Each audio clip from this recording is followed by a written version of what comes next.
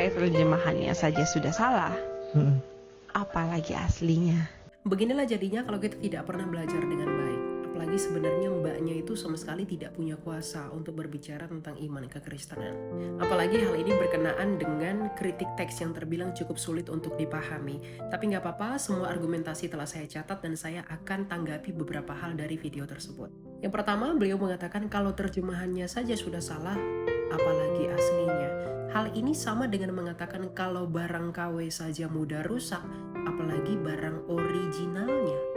Artinya dalam penalaran hal sesederhana itu pun masih ada kegagalan. Dan ini tidak mungkin menghasilkan argumentasi yang benar.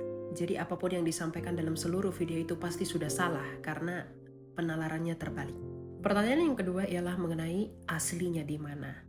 Nah, sebelum saya menjawab itu, satu hal yang perlu kita renungkan adalah layakkah yang hanya punya 2 lembar manuskrip mengkritisi orang lain yang punya 60.000 manuskrip? Itu ibarat orang yang punya uang 2.000 rupiah mengajari orang yang punya 60 juta rupiah untuk membeli televisi. Berbicara mengenai orisinalitas Alkitab, tidak ada satupun naskah kuno atau naskah purba yang orisinalitasnya dapat menandingi Injil jika diukur melalui manuskripnya. Alkitab merupakan kitab suci yang paling lengkap di dalam sejarah dengan jumlah manuskrip dari Perjanjian Lama sampai Perjanjian Baru lebih dari 60.000, di mana 5.000 diantaranya berbahasa Yunani. Dan kalau dipertanyakan bahasa asli Alkitab, tentu berbahasa Ibrani dan berbahasa Yunani. Misalnya kalau kita melihat di dalam Kodeks Aleppo, di dalam naskah Masora, itu menggunakan bahasa Ibrani di abad ke-10. Tapi naskah yang jauh lebih tua yang diterjemahkan dari Proto-Hebrew, yaitu naskah Septuaginta yang sudah selesai sebelum kelahiran Yesus, yang dipakai oleh orang Kristen saat ini, yang berbahasa Yunani. Bahkan seluruh naskah Perjanjian Baru ditulis dalam bahasa Yunani. Ditulis dalam bahasa Yunani karena pada zaman Kristus dan eranya para rasul dan bapak-bapak gereja, bahasa Yunani merupakan lingua franca atau bahasa internasional dari dampak Helenisasi.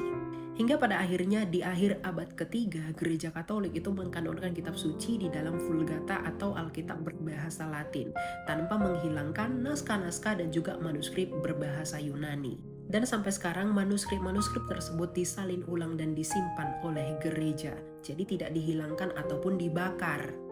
Bahkan orisinalitas Alkitab yang telah berusia ribuan tahun itu didukung oleh penemuan naskah Qumran di Gua ke-7 dan di Gua ke-11. Jadi tuduhan orang-orang yang mengatakan bahwa Alkitab itu selalu diubah-ubah itu tidak benar adanya. Lagi pula kalau dipertanyakan kenapa sih bahasa asli tidak diikutsertakan di dalam Alkitab berbahasa Indonesia. Kitab suci kami dari Perjanjian Lama hingga Perjanjian Baru kurang lebih memuat 37.000 ayat. Sehingga kalau bahasa aslinya diikutsertakan, kita nggak kebayang kitab suci itu bakal setebal apa. Dan kalau masih dipertanyakan aslinya di mana, originalnya di mana, tuh pergi ke gereja Katolik di Roma dan juga di gereja Ortodoks sana. Kamu bisa baca sepuasnya. Semua manuskrip dan kodeks disimpan di sana. Kemudian mengenai kata Tuhan dan kata Tuhan, di mana di TB2 menggunakan kata Tuhan, sedangkan di TB1 menggunakan kata Tuhan. Dan kemudian ini digiring adanya usaha penutupan, sehingga Alkitab tidak ori lagi. Tolong belajar kembali dengan benar. Karena bahasa aslinya yaitu bahasa Yunani, baik Tuhan maupun Tuhan itu hanya satu, yaitu kurios atau Kyrie. Jadi Kyrie bisa diterjemahkan Tuhan, bisa juga diterjemahkan Tuhan, tergantung apa? Konteks. Penerjemahan itu bisa berubah, tetapi naskah asli tidak dapat berubah. Belajar lagi ya. Yang paling mencengangkan adalah argumentasi bahwa kalau semakin banyak diterjemahkan maka yang aslinya akan semakin hilang. Itu sama seperti kita ngomong kalau semakin banyak barang tiruan atau barang KW-nya, maka barang orinya menjadi nggak ori. Udah deh, belajar dulu ya. Tuhan berkati. Bye.